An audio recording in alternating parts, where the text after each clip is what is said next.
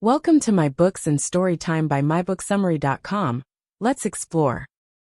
In a world where perfectionism, fear of failure, and overanalysis often hold people back, Fail Fast, Fail often offers a refreshing perspective. Success is not about avoiding failure but about embracing it. Authors Ryan Babineaux and John Krumboltz, both psychologists and career counselors, argue that the most successful and fulfilled individuals are those who take action, learn from their mistakes, and quickly adjust their course. The book challenges traditional notions of success, emphasizing experimentation, risk-taking, and learning through doing rather than excessive planning. Through real-life stories, psychological research, and practical advice, Babineaux and Krumboltz highlight how failure is an essential part of progress. They encourage readers to step out of their comfort zones, act on their ideas, and continuously adapt. The underlying message is simple but powerful. If you want to succeed, you need to fail, and fail often. Chapter 1. Why you should fail more. Most people spend too much time overthinking, planning, and trying to avoid mistakes. Society conditions us to believe that failure is something to be feared, leading to inaction. The authors begin by explaining that this mindset is a major roadblock to success. Instead of waiting for the perfect moment or the perfect plan, successful people take small risks, experiment, and use failure as a stepping stone to improvement. They introduce the idea that learning through experience is more valuable than learning through theory. Many of the greatest innovations in history were the result of countless failures. Thomas Edison, for example, tested thousands of materials before discovering the right filament for the light bulb. Entrepreneurs, scientists, and artists all experience failures on their way to success. The key is to develop resilience and a mindset that welcomes setbacks as opportunities for growth. To reinforce this, the authors share case studies of individuals who took bold actions, faced failures, and ultimately succeeded. One notable story is about a young woman who left her unfulfilling corporate job to start a business. Initially, she struggled, made mistakes, and lost money. However, each setback taught her valuable lessons, and eventually, she built a successful company. Chapter 2. The problem with overthinking. Overthinking is one of the biggest barriers to taking action. Many people believe they need to have everything figured out before making a move. However, the truth is that clarity often comes from action, not from endless contemplation. The authors argue that when people spend too much time planning, they miss out on real opportunities for learning. They cite research showing that people who act quickly and adapt tend to be more successful than those who wait for the perfect moment. One study compared two groups of artists, one that focused on producing a large quantity of work, and another that focused on perfecting a single masterpiece. Surprisingly, the first group produced better quality work because they learned and improved through repeated efforts. To overcome overthinking, the authors suggest taking small steps toward a goal instead of waiting for the right conditions. Even if these steps lead to failure, they provide valuable insights that help refine future efforts. Chapter 3. Action over perfection. Perfectionism is often mistaken for a positive trait, but in reality, it can be paralyzing. Many people never start projects or pursue dreams because they fear not doing it right. The authors challenge this by showing how perfectionism leads to procrastination, anxiety, and missed opportunities. The chapter shares inspiring stories of people who overcame perfectionism by focusing on action.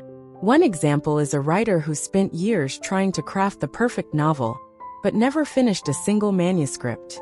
When she shifted her mindset to writing every day without worrying about perfection, she eventually completed and published a book. A key takeaway from this chapter is that progress is more important than perfection. The authors advise readers to start before they feel ready, take risks, and embrace imperfection as a natural part of the process. Chapter 4. The importance of experimentation. One of the book's core messages is that life is an experiment. Instead of seeing failures as signs of personal inadequacy, people should view them as valuable data points. By testing different approaches, people can discover what works best for them. The authors introduced the idea of a prototyping mindset, commonly used in product design. Successful companies like Google, Apple, and Tesla constantly release imperfect products, gather feedback, and refine them.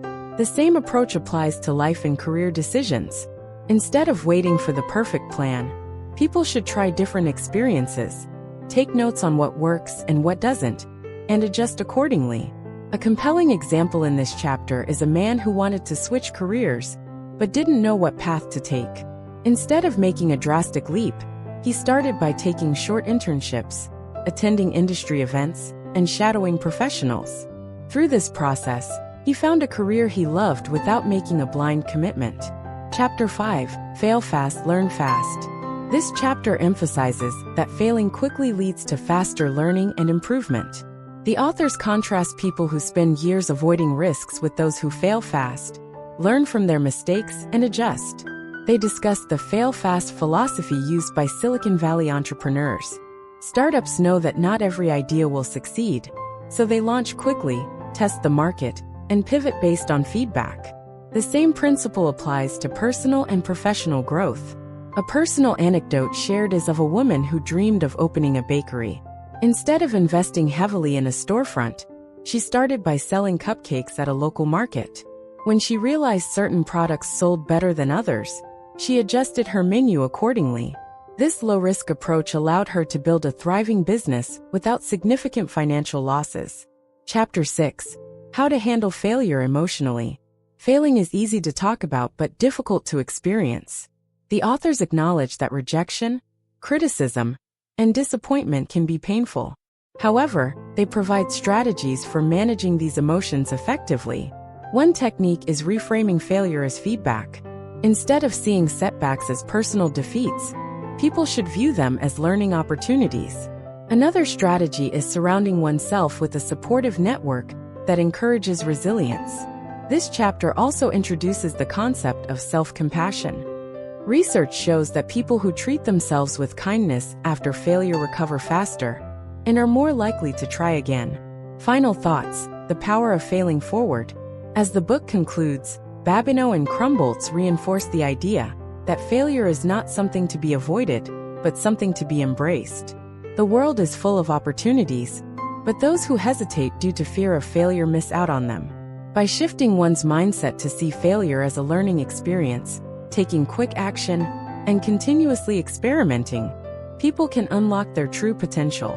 The most successful individuals are not those who avoid failure, but those who learn from it, adjust, and keep moving forward. The authors leave readers with a powerful challenge. Instead of fearing failure, aim to fail fast, fail often, and fail forward. Each failure brings a person one step closer to success. Stay tuned for more enlightening content. Don't forget to like, comment, and subscribe the world icons.